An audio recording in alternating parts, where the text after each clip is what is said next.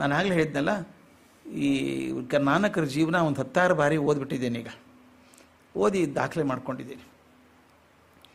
ಅವನು ಓದಬೇಕಾದ್ರೆ ಜೀವನದ ಬಗ್ಗೆ ಅತ್ಯಂತ ಪ್ರಾಚೀನವಾದ ಇತಿಹಾಸ ಯಾವುದು ಸಿಗುತ್ತೆ ಅವ್ರ ಬಗ್ಗೆ ಅಂತ ನೋಡಿದಾಗ, ತಾವು ಮುಂದೆ ಓದೋದಾದರೆ ಅನುಕೂಲ ಆಗಲಿ ಅಂತ ಹೇಳ್ತೇನೆ.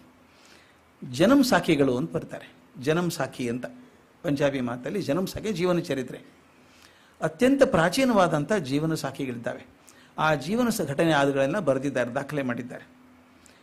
ಅದ್ರ ಜೊತೆಗೆ ಭಾಯಿ ಗುರುದಾಸ್ ಅನ್ನೋರು ಬರೆದಂಥದ್ದು ಒಂದು 40 ವಾರನ್ಗಳು ಅಂತ, ವಾರನ್ ಗುರುದಾಸ್ ಅಂತಾರೆ. ನೆನಪಿದ್ರೆ ಸರಿ ಇದ್ದೀರಿ ಅಂತಂದರೆ, ಇದು ಯಾವತ್ತಾರು ಗುರುದಾಸ್ ಹೆಸರು ಬಂದಾಗ ನೆನಪಾಗುತ್ತೆ ನಿಮಗೆ. ಬಹಳ ದೊಡ್ಡವರು. ಆ ಗುರುದಾಸರು ದಾಖಲೆ ಮಾಡಿದ್ದಾರೆ, ವಾರನ್ ಅಂತ ಕರೀತಾರೆ, ಅಧ್ಯಾಯಗಳು ಅಂತ. ಪಂಜಾಬಿ ಭಾಷೆ ವಾರನ್ ಅಂದ್ರೆ ಅಧ್ಯಾಯಗಳು. 40 ಅಧ್ಯಾಯಗಳನ್ನು ಬರೆದಿದ್ದಾರೆ. ಎಷ್ಟು ದೊಡ್ಡ ಸಾಧನೆ ಮಾಡಿದಂಥ ಮನುಷ್ಯ. ಯಾರಾದರೂ ಸಿಖ್ ಧರ್ಮದ ಬಗ್ಗೆ ಓದಬೇಕು ಅಂತ ಅನ್ನೋದಾದರೆ ಹರ್ಬನ್ ಸಿಂಗ್ ಅಂತ ಒಬ್ಬರು ಬರೆದಿದ್ದಾರೆ. ಹರ್ಬನ್ ಸಿಂಗ್ ಅನ್ನೋರು ಮೌನೋತ ಕೃತಿ, ಅದು ದಿ ಎನ್ಸೈಕ್ಲೋಪೀಡಿಯಾ ಆಫ್ ಸಿಖಿಸಮ್ ಅಂತ. ಆದ್ರೆ ಓದ್ತಾ ನನಗೆ ಎಷ್ಟು ಟೈಮ್ ಹೋಯ್ತೋ ಗೊತ್ತಾಗಲಿಲ್ಲ. ಆ ಸಿಖಿಸಮ್ ಒಳಗೆ ಎಂಥ ಇನ್ಫಾರ್ಮೇಷನ್ ಕೊಟ್ಟಿದ್ದಾರೆ. ಭಾಯಿ ಗುರುದಾಸರ ಬಗ್ಗೆ ಬರೀತಾರೆ. ಗುರುದಾಸರು ಎಂಥ ದೊಡ್ಡ ವಿದ್ವಾಂಸರಾಗಿದ್ದರು, ಬರಹಗಾರಾಗಿದ್ದರು, ವಾಗ್ಮಿಗಳಾಗಿದ್ದರು, ಎಲ್ಲ ಲೆಕ್ಕ ಹಾಕಿದ್ದಾರೆ, ಬರೆದಿದ್ದಾರೆ. 5ನೇ ಗುರು ಆದಂಥ ಅರ್ಜನ್ ದೇವ್ ಅಂತ ಏನಿದ್ರು, ಅವ್ರ ಜೊತೆಗಿದ್ದು ಆದಿಗ್ರಂಥ ಅಂತ ಬಂತು ಮೊದಲು. ಅರ್ಜನ್ ದೇವರು ಆದಿಗ್ರಂಥ ಅಂತ ಮಾಡಿದರು. ಸಿಖ್ಖರಿಗೆಲ್ಲ ಅತ್ಯಂತ ಪವಿತ್ರ ಗ್ರಂಥ ಆದಿಗ್ರಂಥ. ಈಗ ಗುರು ಗ್ರಂಥ ಸಾಹಿಬ್ ಆಗಿದೆ. ಆ ಆದಿಗ್ರಂಥ ಬರೆದಾಗ ಮೊದಲನೇ ದಾಖಲೆ ಮಾಡಿದವರೇ ಗುರುದಾಸರಂತೆ. ಅಷ್ಟು ದೊಡ್ಡ ವಿದ್ವಾಂಸರು. ಅವ್ರು ಹೇಳ್ತಾರೆ, ಅವ್ರು 40 ವಾರನ್ಗಳನ್ನೇನು ಬರೆದಿದ್ದಾರೆ ಅದನ್ನು ಮುಂದೆ ಅರ್ಜನ್ ದೇವರು ಕರೆದ್ರಂತೆ, ಗುರು ಗ್ರಂಥ ಸಾಹಿಬ್ ಕಾ ಕುಂಜಿ ಹೈ ಅಂದ್ರಂತೆ. ಕುಂಜಿ ಅಂದರೆ ಕೀಲಿಕೈ. ಗುರು ಗ್ರಂಥ ಸಾಹಿಬ ಪುಸ್ತಕ ಓದಬೇಕಾದ್ರೆ ನಿಮ್ಗೊಂದು ಕೀಲಿಕೈ ಬೇಕಲ್ಲ, ದೊಡ್ಡ ಜ್ಞಾನದ ಭಂಡಾರ ಅದು. ಅದು ಕೀಲಿಕೈ ಅಂದರೆ ಈ 40 ವಾರನ್ಗಳು ಅಂತ. ಗುರುದಾಸರು ಬರೆದಂಥದ್ದು. ಸಿಖ್ ಧರ್ಮದ ಉದಯ, ಬೆಳವಣಿಗೆ, 10 ಗುರುಗಳ ಚರಿತ್ರೆಗಳು, ಚಿಂತನಾ ಕ್ರಮ ಇವೆಲ್ಲ ನೋಡ್ತಾ ಇದ್ದರೆ ನನಗನ್ನಿಸ್ತು ಗೋಖಲೇಶ್ವರ 6 ತಿಂಗಳು ಮಾಡ್ಬೋದು, ಅಷ್ಟು ವಿಷಯ ಇದೆ ಅದು. ನನಗಿರೋದು 5 ದಿವಸ.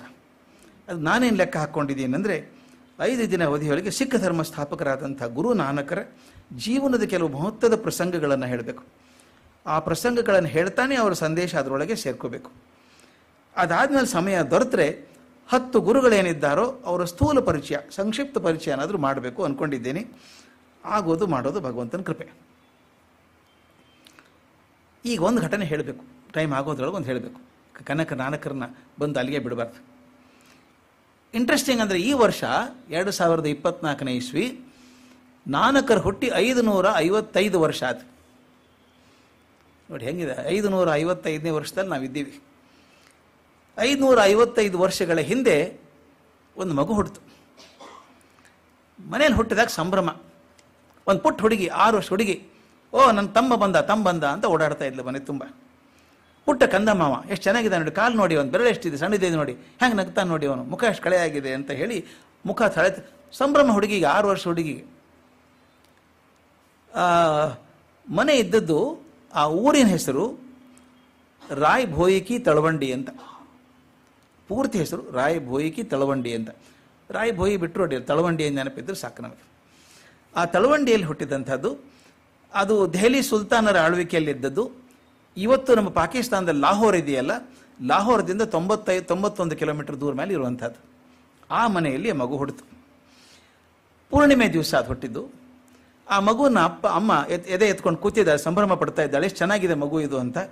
ಮಗುವಿನ ತಂದೆ ಹೆಸರು ಕಲ್ಯಾಣ್ ಚಂದ್ ದಾಸ್ ಬೇಡಿ ಅಂತ. ಕಲ್ಯಾಣ್ ಚಂದ್ ದಾಸ್ ಬೇಡಿ. ಬೇಡಿ ಅಂತ ಕೇಳಿದ್ದೀರಿ, ಕ್ರಿಕೆಟರ್ ಬಿಷನ್ ಸಿಂಗ್ ಬೇಡಿ ಇದ್ದ, ಅವರು ಅದೇ ಪರಿವಾರಕ್ಕೆ ಸೇರಿದವರು, ಬೇಡಿ ಪರಿವಾರಕ್ಕೆ ಸೇರಿದವರು. ಕಲ್ಯಾಣ್ ಚಂದ್ ದಾಸ್ ಬೇಡಿ ಅಂತ.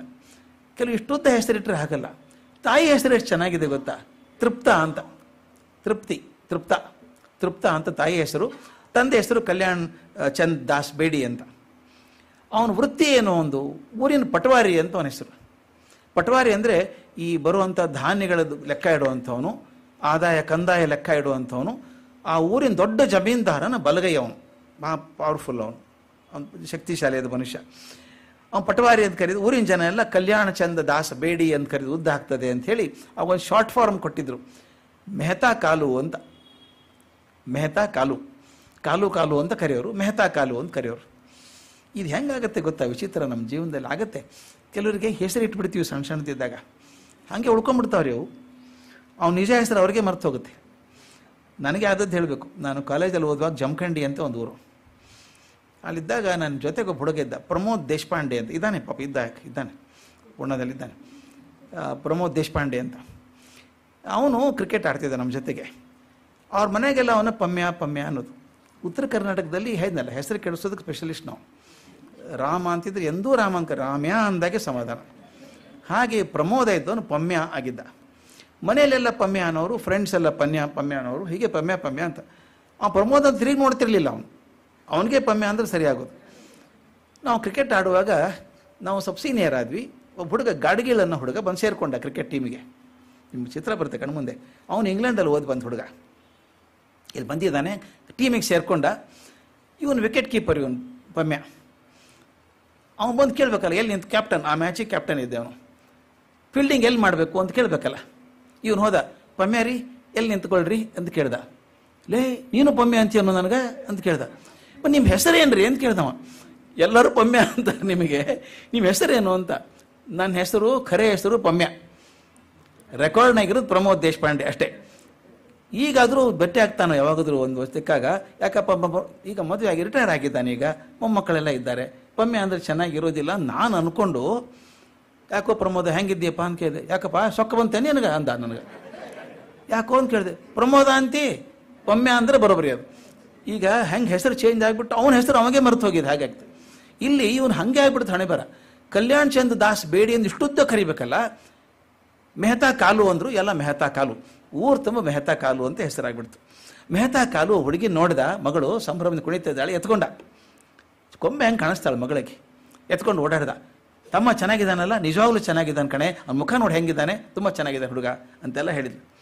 ಆಮೇಲೆ ಹೇಳ್ದ, ಈ ಹುಡುಗನಿಗೆ ಏನು ಹೆಸರು ಇಡಬೇಕು, ನಾನು ಹೆಸರು ಏನು ಇಡಬೇಕು ವಿಚಾರ ಮಾಡಿದ. ಪುಟ ಆ ಮಗಳಿಗೆ ಹೇಳ್ದ, ನಿನ್ನಂಗೆ ಹೆಸರು ಇಟ್ಬಿಡ್ತೀನಿ ಅವಗೂ, ನಿನ್ನ ಹೆಸರು ನಾನಕಿ, ದಯವಿಟ್ಟು ನೆನ್ಪಿಡ್ಬೇಕು. ಆಕೆ ಹೆಸರು ನಾನಕಿ. ಈ ನಾನಕಿ ಅಲ್ಲ, ಅವನ ಹೆಸರು ನಾನಕ್ ಅಂತ ಇಟ್ಬಿಡೋಣ, ನಿನ್ನ ಜೊತೆಗೆ ಚೆನ್ನಾಗಿರ್ತಾನೋ. ಹೆಸರು ಬಂದದ್ದು ಹೀಗೆ, ನಾನಕಿ ತಮ್ಮ ನಾನಕ್ಕಾದದ್ದು. ನಾನಕ್ಕಾದ, ಚೆನ್ನಾಗಿದೆ, ನಾನಕ್ ಚೆನ್ನಾಗಿದೆ, ಅವ್ನು ನಾನು ನೋಡ್ಕೋತೀನಿ ಅಂತ ಹುಡುಗಿ ಹೇಳ್ತು. 6 ವರ್ಷ ಅಂತರ. ನಿಮ್ಗೆ ಗೊತ್ತಿದೆ, ಮನೆಯಲ್ಲಿ 2-3 ವರ್ಷ ಅಂತ ಜಗಳ ಬರುತ್ತೆ. ಜಗಳ ಅದು ನನಗೆ ಬೇಕು ಅಂತ ಜಗಳ ಇಡ್ತಾರೆ. 5-6 ವರ್ಷ ಅಂತ ಜಗಳ ಬರಲ್ಲ. 6 ವರ್ಷ ಹುಡುಗಿ ಇದು, ನಾನು ಅನ್ಕೋತೀನಿ ಮಗನ್ನ ಅಂತ. ಆ ಸಂಭ್ರಮಕ್ಕೆ ಎಷ್ಟು ಜನ ಬಂದರು ನೋಡೋದಕ್ಕೆ, ಮಗು ನೋಡೋಕೆ ಬರಬೇಕು ಅಂತ. ಮಗು ನೋಡೋದು ಜನ ಬಂದರು. ಪಟವಾರಿ ಮಗ ಬೇರೆ ನೋಡಿ. ಈಗ ಮಿನಿಸ್ಟ್ರು ಇರ್ತಾರೆ, ಮಿನಿಸ್ಟರ್ PA ಇರ್ತಾನೆ, ಅವ್ರ ಮನೇಲಿ ಹಬ್ಬ ಆದರೆ ಹೋಗ್ತಾರೆ ಜನ. ಹೇಳೋ ಮಿನಿಸ್ಟ್ರು PA ಪ್ರೀತಿಯಿಂದ ಹೋಗೋದೊಂದು, ಪ್ರಯೋಜನ ಆಗ್ತದೆ ಅಂತ ಹೋಗೋದು. ಪಟವಾರಿ ಮನೆಗೆ ಹಾಗೆ ಬಂದರು, ಭಾಳ ಜನ ಬಂದರು, ಗಿಫ್ಟ್ ಕೊಡ್ಬೇಕು, ಮಗು ನೋಡ್ಬೇಕಲ್ಲ ಅಂತ ಎಲ್ಲರೂ ಬಂದರು. ಎಲ್ಲ ಕಡೆ ಸೇರಿಕೊಂಡ್ರು. ಎಲ್ಲ ದಾಖಲೆ ಇವನ ಕಡೆನೇ ಇರ್ತಾ ಇತ್ತು, ನಗರದ ದಾಖಲೆ, ಕಂದಾಯ ದಾಖಲೆ ಇವನ ಕಡೆ ಇರೋದಲ್ವ. ಎಲ್ಲರೂ ಬಂದರು. ಬಂದಾಗ ಪಟವಾರಿ ಮನೆ ದೊಡ್ಡ ಮನೆ, ದೀಪ ಅಲಂಕಾರ ಮಾಡಿದ್ದಾರೆ ಭರ್ಜರಿಯಾಗಿ. ಕೊನೆಗೇನು ಮಾಡಿದರು, ಪೂಜೆ ಆಗಬೇಕಲ್ಲ, ಪೂಜೆಗೆ ಕರಿಬೇಕು ಅಂತ ಹೇಳಿ ಆ ಊರಲ್ಲಿಬ್ಬ ಬ್ರಾಹ್ಮಣ ಪಂಡಿತ ಇದ್ದ, ಹರದಯಾಳ್ ಅಂತ. ಹರದಯಾಳನ್ನು ಅವನೊಬ್ಬನೇ ಪಂಡಿತ ಇರೋದು. ಅವನು ಪೂಜೆ ಮಾಡಬೇಕು, ಜ್ಞಾನಿ ಪಾಪ, ಯಾವುದೋ ಅಪೇಕ್ಷೆ ಇಲ್ಲದೆ ಬರ್ತಿದ್ದ. ಬಂದ, ಕೂತ್ಕೊಂಡ, ಪೂಜೆ ಎಲ್ಲ ಮಾಡಿ ಬಂದು ಮನೆ ಮೇಲೆ ಕೂತ್ಕೊಂಡ. ಮನೆ ಮುಂದೆ ನೆಲದ ಮೇಲೆ ಅವನ ಜಾತಕ ಬರೆದಿದ್ದಾನೆ, ಮಗು ಜಾತಕ ಬರೆದಿದ್ದಾನೆ. ಅದ್ರ ಬಗ್ಗೆ ಹೇಳಬೇಕು. ಜನ ಎಲ್ಲ ಕೂತಿದ್ದಾರೆ, 100 ಜನ. ಹುಡುಗ ಏನಾಗ್ತಾನೆ ಮುಂದೆ ಕೇಳಬೇಕು ಅಂತ. ಯಾಕಂದರೆ ಹರದಯಾಳನ ಭವಿಷ್ಯದ ಬಗ್ಗೆ ಜನಕ್ಕೆ ನಂಬಿಕೆ ಇತ್ತು. ಅವನು ಹೇಳಿದ್ದೆಲ್ಲ ಸತ್ಯ ಆಗ್ತದೆ ಅಂತ ನಂಬ್ಕೊಂಡಿದ್ರು. ಇದು ಮನೆತನ ಖತ್ರಿ ಮನೆತನ ಅಂತ. ದಾಸ್ ಬೇಡಿ ಅಂತ ಹೇಳಿದ್ನಲ್ಲ, ಬೇಡಿ ಮನೆತನ ಖತ್ರಿ ಮನೆ. ಈಗೂ ಖತ್ರಿ ಅಂತ ಹೇಳೋರು ಇರ್ತಾರೆ, ಖತ್ರಿ ಮನೆತನದವ್ರು. ಆದರೂ ಗುರು ಇವನು ಹರದಯಾಳ್. ಕೂತ್ಕೊಂಡು ನೋಡ್ತಾ ಇದ್ದ. ತಕ್ಷಣ ಕಾಲು ಕೇಳ್ದ, ಮೆಹತಾ ಕಾಲು, ಪಂಡಿತರೆ ಈ ನನ್ನ ಮಗನು ನನ್ನಂಗೆ ಪಟವಾರಿ ಆಗ್ತಾನ ಅಂತ. ನೋಡ್ತೀನಿ ಇರಪ್ಪ ಅಂತ. ಮೆಹತಾ ಕಾಲು ಅಂತ ತಂಗಿ ಕೇಳಿದ್ಲು, ನಮ್ಮ ಅಣ್ಣನಂಗೆ ಶ್ರೀಮಂತ ಆಗ್ತಾನ, ಈ ಮನೆಗಿಂತ ದೊಡ್ಡ ಅರಮನೆ ಕಟ್ಟಿಸ್ತಾನ ಅವನು. ಮಾತಾಡಲಿಲ್ಲ ಅವನು. ತೃಪ್ತ ಕೇಳಿದ್ಲು, ನನ್ನ ಮಗ ಪುಟ್ಟ ಕಂದ ನನ್ನ ಅಪ್ಪ ನಂಗೆ ಅಡ್ಮಿನಿಸ್ಟ್ರೇಟರ್ ಆಗ್ತಾನ. ಅವರಪ್ಪ ಅಂತ ಊರು ಕಡೆ ಅಡ್ಮಿನಿಸ್ಟ್ರೇಟರ್ ಇದ್ದ, ನನ್ನ ಮಗ ಅಡ್ಮಿನಿಸ್ಟ್ರೇಟರ್ ಆದರೆ ಸಾಕು. ಅಂದರೆ ಹೇಗೆ ಎಲ್ಲರದ್ದು ಅಪೇಕ್ಷೆಗಳು ಬೇರೆ ಬೇರೆ ಇರ್ತದೆ ಅಂತ. ಹರದಯಾಳ್ ಇವ್ರು ಯಾರ ಮಾತು ಕೇಳಿಸ್ಕೊಳ್ಳಿಲ್ಲ. ಜಾತಕ ನೋಡ್ತಿದ್ದ. ಹೇಳ್ದ, ವಿಚಿತ್ರವಾದ ಜಾತಕ ಇದು, ಅತ್ಯಂತ ವಿಚಿತ್ರವಾದ ಜಾತಕ ಕಂಡಿದ್ದೇನೆ ನಾನು. ಇದ್ರ ನಕ್ಷತ್ರ ಏನು ಹೇಳ್ತಾವ ಅನ್ನೋದು ಗೊತ್ತೇ ಆಗ್ತಾ ಇಲ್ಲ ನನಗೆ. ಯಾಕಂದ್ರೆ ಇವನು ಏನಾಗ್ತಾನೆ ಅಂತ ಹೇಳೋಕೆ ಆಗೋದಿಲ್ಲ ನನಗೆ. ವಿಚಿತ್ರ, ಯಾವ ಥರ ನೋಡಿದ್ರು ಬೇರೆ ಬೇರೆ ಕಾಣಿಸುತ್ತೆ. ಆದ್ರೆ ಒಂದು ಮಾತ್ರ ಖಾತ್ರಿ ನನಗೆ ಗೊತ್ತಾಗುತ್ತೆ, ಆ ಪ್ರಪಂಚದ ಜನ ಇವನ ಸರ್ವಕಾಲದಲ್ಲಿ ನೆನಕೊಂಡಿರ್ತಾರೆ ಅಂತ ಮನುಷ್ಯ ಆಗ್ತಾನೆ. ಏನಾಗ್ತಾನೆ ಗೊತ್ತಿಲ್ಲ. ದೊಡ್ಡ ಮನುಷ್ಯ ಆಗ್ತಾನೆ, ಪ್ರಪಂಚ ಜನ ನೆನೆಸ್ಕೋತಾರೆ ಇವನ್ನ ಅಂತ ಹೇಳಿದಂತೆ. ಹಂಗಂದ್ರೆ ಬಹುತೇಕ ಪ್ರಪಂಚದ ಅತ್ಯಂತ ಶ್ರೀಮಂತ ವ್ಯಕ್ತಿ ಆಗ್ತಾನ ಅಂತ ಕಾಲು ಕೇಳ್ದ. ಇಲ್ಲ ಅಂದ ಅವನು. ಹೌದು, ಶ್ರೀಮಂತ ಆಗ್ತಾನೆ, ಹಣದಿಂದ ಬಂಗಾರದಿಂದ ಅಲ್ಲ, ತನ್ನ ತಿಳುವಳಿಕೆಯಿಂದ ಜ್ಞಾನದಿಂದ ದೊಡ್ಡವನಾಗ್ತಾನೆ. ಬಹಳಷ್ಟು ಜಮೀನು ಖರೀದಿ ಮಾಡ್ತಾನ ಅಂತ ಕೇಳ್ದ. ಜಮೀನು ಖರೀದಿ ಮಾಡ್ತಾನೆ ಇಲ್ಲೋ ಗೊತ್ತಿಲ್ಲ, ಆದರೆ ಅವನ ಕಾಲಿಟ್ಟ ಜಮೀನೆಲ್ಲ ಪವಿತ್ರ ಆಯಿತು ಅಂತ ಜನ ಪೂಜೆ ಮಾಡ್ತಾರೆ. ಆ ಥರ ಮನುಷ್ಯ ಆಗ್ತಾನೆ. ಅಷ್ಟೇ ಅಲ್ಲ, ಒಂದಲ್ಲ 100 ವರ್ಷ ಅವನ ಜನ ಪೂಜೆ ಮಾಡ್ತಾರೆ, ಅವನ ಕಾಲಿಟ್ಟ ನೆಲ ಪೂಜೆ ಮಾಡ್ತಾರೆ ಅಂತ. 100 ವರ್ಷನಾ ಅಂತ ಊರು ಹಿರಿಯೊಬ್ಬ ಕೇಳ್ದ. ಹರಿದ ಹೇಳ್ದ, 100 ವರ್ಷ ಅಲ್ಲ, 1000 ವರ್ಷ. 1000 ವರ್ಷ ಜನ ಅವನು ಪೂಜೆ ಮಾಡ್ತಾರೆ, ನೆಲ ಇಟ್ಟು ಕಾಲನ್ನು ಪೂಜೆ ಮಾಡ್ತಾರೆ. ಈ ಹುಡುಗ ಪ್ರಪಂಚ ಎಲ್ಲ ಸುತ್ತಾನೆ, ಎಲ್ಲಿಗೆ ಹೋದರೂ ಜನ ಹಿಂಬಾಲಿಸ್ತಾರೆ ಅವನ್ನ. ಆ ಥರ ವ್ಯಕ್ತಿ ಆಗ್ತಾನೆ. ಹರದಯಾಳ್ ಎಲ್ಲರನ್ನು ನೋಡಿ ಆ ಮಗುವಿನ ಕಡೆ ಬೆರಳು ಮಾಡಿ ತೋರಿಸಿ ಹೇಳ್ತಾನೆ, ಈ ಮಗು ಮಲ್ಕೊಂಡಿದೆಯಲ್ಲ, ಶಾಂತವಾಗಿ ಮಲ್ಕೊಂಡಿದೆಯಲ್ಲ ಮಗು, ಈ ಮಗು ನಡೆದ ದಾರಿಯಲ್ಲಿ ಕೋಟ್ಯಾಂತರ ಜನ ನಡ್ಕೊಂಡು ಹೋಗ್ತಾರೆ ಮುಂದೆ. ಮಗು ನಡೆದ ದಾರಿಯಲ್ಲಿ ನೂಟ್ಯಾಂತರ ನಡೀತಾರೆ. ಶ್ರೇಷ್ಠ ಗುರು ಆಗ್ತಾನವನು. ಇವನು ಬೇಜಾರದ ಕಾಲು, ಗುರುಗಳ ನೀವಿದ್ದಿರಲ್ಲ, ಹಂಗೆ ಅವನು ಗುರು ಆಗ್ತಾನೆ ಅಷ್ಟೇನೆ ಅಂತ. ಆದರೆ ಈ ದೊಡ್ಡ ಗುರುಗಳಾಗ್ಬಿಟ್ಟಿದ್ದ ಆಗ್ತಾನೆ ಅಂತ ಹೇಳಿದ್ರು. ಜನ ಬಾಯಿ ಬಿಟ್ಟು ಅವನ ಮಾತು ಕೇಳ್ತಾ ಇದ್ರು. ಹರದಯಾಳನ ಮಾತಿನ ಮೇಲೆ ನಂಬಿಕೆ ಇತ್ತು, ಅವನು ಹೇಳಿದ ಭವಿಷ್ಯ ಸತ್ಯ ಆಗ್ತದೆ ಅಂತ. ಎಲ್ಲರೂ ಮಗು ನೋಡೋರು, ಒಂದು ದಿವಸ ದೊಡ್ಡದಾಗ್ತದಲ್ಲ, ಇದು ದೊಡ್ಡ ಗುರು ಆಗ್ಬಿಡ್ತಾನಂತೆ, ಅವು ನಾವು ಇರ್ತೀವೋ ಇಲ್ಲೋ, ಈಗ ನಮಸ್ಕಾರ ಮಾಡಿಬಿಡೋಣ ಅಂತ ಶುರು ಮಾಡಿದ್ರು. ಅವನು ಅಪ್ಪನ ಬಿಡ್ತಾ ಇಲ್ಲ ಬುದ್ಧಿನ. ಅವನು ಹೇಳ್ದ, ಇವನು ಏನೇ ಹೇಳಿದೆ ಗುರು ಆಗ್ತಾನೆ ಅಂತ. ನಾವು ಸಣ್ಣಂದಿರ್ತಾನೆ ಸರಿಯಾಗಿ ತರಬೇತಿ ಕೊಟ್ಬಿಟ್ರೆ, ತರಬೇತಿ ಕೊಟ್ಟು ಅವನು ಹೀಗೆ ಆಗಬೇಕು ಅಂತ ಬೆಳೆಸಿದ್ರೆ ಅವನು ಪಟವಾರಿ ಆಗ್ಬೋದಲ್ಲ ಅಂತ ಕೇಳಿದ. ಪಂಡಿತ ಅವನ ಪ್ರಶ್ನೆ ತಾಳ್ಮೆಯಿಂದ ಕೇಳಿ ಹೇಳ್ತಾನೆ, ನನ್ನ ತಿಳುವಳಿಕೆ ಪ್ರಕಾರ ನೀವು ಏನೇ ತರಬೇತಿ ಕೊಟ್ಟರು ಈ ಬಾಲಕ ಪಟವಾರಿ ಆಗೋದಿಲ್ಲ, ಆಡಳಿತಗಾರ ಆಗೋದಿಲ್ಲ, ಶ್ರೀಮಂತ ಆಗೋದಿಲ್ಲ, ಜಮೀನ್ದಾರ ಆಗೋದಿಲ್ಲ. ಆದರೆ ವಿಶೇಷ ಆಗ್ತಾನೆ ಇವನು. ಮೇಲೆ ಹೇಳಿದ್ರಲ್ಲ, ಪಟವಾರಿ, ಜಮೀನ್ದಾರ, ಅಧಿಕಾರಿ, ಇವರೆಲ್ಲರೂ ಗೌರವ ಕೊಡುವಂಥ ವ್ಯಕ್ತಿ ಆಗ್ತಾನೆ. ತೃಪ್ತ ಕೇಳಿದ್ದೊಂದು ಮಾತು, ತಾಯಿ ಪ್ರಶ್ನೆ ಅದು ಹಾಗೇನೆ. ಏನಾದರೂ ಆಗಲಿ ಸ್ವಾಮಿ, ಅವನು ಸಂತೋಷವಾಗಿರ್ತಾನ ಜೀವನದಲ್ಲಿ. ತಾಯಿ ಪ್ರಶ್ನೆ ಇತ್ತು. ತಾಯಿ ಮಾತ್ರ ಕೇಳೋಕೆ ಸಾಧ್ಯ, ಉಳಿದು ಯಾರಿಗೂ ಕೇಳೋಕೆ ಸಾಧ್ಯ ಇಲ್ಲ. ಆಕೆ ಕೇಳ್ತಾಳೆ, ಅವನು ಏನಾದರೂ ಆಗಲಿ ಸ್ವಾಮಿ, ಸಂತೋಷವಾಗಿರ್ತಾನ ಜೀವನದಲ್ಲಿ ಅಂತ. ಹೌದು, ಅದಕ್ಕೆ ಖಾತ್ರಿ ಇದೆ. ಅವನು ತಾನು ಮಾತ್ರ ಸಂತೋಷವಾಗಿರೋದಲ್ಲ, ಸುತ್ತಮುತ್ತಲಿದ್ದಂಥ ಎಲ್ರಿಗೂ ಸಂತೋಷ ಕೊಡ್ತಾನೆ. ಅಷ್ಟೇ ಅಲ್ಲ, ಅವನು ಹೋದ ಮೇಲೆ ಕೂಡ ಅವನ ಜನ ನೆನೆಸ್ಕೊಂಡು 1000 ವರ್ಷ ಸಂತೋಷ ಪಡ್ತಾರೆ. ಈ ಥರ ಮನುಷ್ಯ ಆಗ್ತಾನೆ. ಅವನು ನೆನೆದವರು ಕೂಡ ಆನಂದ ಸಿಗ್ತದೆ ಅಂತ ಹೇಳಿದ ಪಂಡಿತ. ಸಂಜೆ ಆಗ್ತಿತ್ತು. ಅಮ್ಮನ ತೊಡೆ ಮೇಲೆ ಪುಟ್ಟ ಕೂಸಿನ ಮಲಗಿಸಿ ಆರತಿ ಮಾಡಿದರು. ಆರತಿ ಮಾಡಿ ಅನೌನ್ಸ್ ಮಾಡಿದರು, ಹುಡುಗನ ಹೆಸರು ನಾನಕ ಅಂತ. ಎಲ್ಲರೂ ಕೇಳಿದ್ರು, ನಾನಕ ಅಂದರೆ ಏನು? ನಾನಕ ಅಂದರೆ ನಾನಲ್ಲ. ಈಗ ನಾನೆಂಬುದು ನಾನಲ್ಲ ಅಂತ ತಾವು ಕೇಳಿದ್ದೀರಿ, ಪದ್ಯ ದೊಡ್ಡ ಹಾಡೋದು, ನಾನೆಂಬುದು ನಾನಲ್ಲ. ಹಾಗೆ ನಾನಕ ಅಂದರೆ ನಾನಲ್ಲ. ಇದು ದೇಹಕ್ಕೊಂದು ಹೆಸರು ಕೊಡಬೇಕು, ಕೊಡ್ತಾರೆ. ಎ ಅಂದರೂ ಹೂನೆ, ಬಿ ಅಂದರೂ ಸರಿನೇ ಅಲ್ವಾ? ದೇಹಕ್ಕೊಂದು ಹೆಸರು ಬೇಕಲ್ಲ. ಹಾಗೆ ನಾನಕ ಅಂತ ಕೊಟ್ಟರು. ನಾನಕಿ ತಮ್ಮ ಅಂತ ಒಂದಾಯಿತು, ನಾನಲ್ಲ ಅನ್ನುವಂಥದ್ದು ಒಂದು ತತ್ವ. ಇಂಥ ಹುಡುಗ ಹುಟ್ಟಿದಂಥ ಮಗು, 555 ವರ್ಷದಿಂದ ಹುಟ್ಟಿದಂಥ ಮಗು ಬೆಳೆದು ಎಲ್ಲರೂ ಬೆರಗು ಪಡುವಂತೆ ಗುರು ನಾನಕ್ ದೇವರಾದಂಥ ಪರಿ ಇದೆಯಲ್ಲ, ಆಶ್ಚರ್ಯ ಪಡುವಂಥದ್ದು. ನಿಜವಾಗ್ಲೂ ಅವ್ರ ಜೀವನ ಘಟನೆ ನೋಡುತ್ತಾ ಹೋದಾಗ ನನಗೆ ಎಷ್ಟೋ ಸಲ ತಡ್ಕೊಳ್ಳೋಕ್ಕಾಗಲ್ಲ, ಅಷ್ಟು ಅದ್ಭುತ ಅನಿಸ್ಬಿಡುತ್ತೆ ಜೀವನ ನೆನೆಸ್ಕೊಂಡಾಗ. ಅಲ್ಲಿ ಯಾವುದೋ ತಳವಂಡಿಯಲ್ಲಿ ಹುಟ್ಟಿದಂಥ ಹುಡುಗ, ಸಣ್ಣ ಊರಲ್ಲಿ ಹುಟ್ಟಿದಂಥ ಹುಡುಗ ಜಗಮಾನ್ಯನಾಗಬೇಕಾದ್ರೆ ಇವತ್ತು ನೀವು ಹೋಗಬೇಕು, ಪ್ರಪಂಚದ ಯಾವ ಮೂಲೆಗೆ ಹೋದರೂ ಕೂಡ ವಾಹೆಗುರು ವಾಹೆಗುರು ವಾಹೆಗುರು ಅಂತಾರೆ ಸರ್ದಾರ್ಜಿಗಳೆಲ್ಲ. ಎಷ್ಟು ಸಂತೋಷ ಆಗುತ್ತೆ ಗೊತ್ತಾ? ನೆನೆಸೋದು ಒಬ್ಬರನ್ನೇ ಅವರು, ವಾಹೆಗುರು, ಗುರುಗಳನ್ನ ನೆನೆಸೋದು.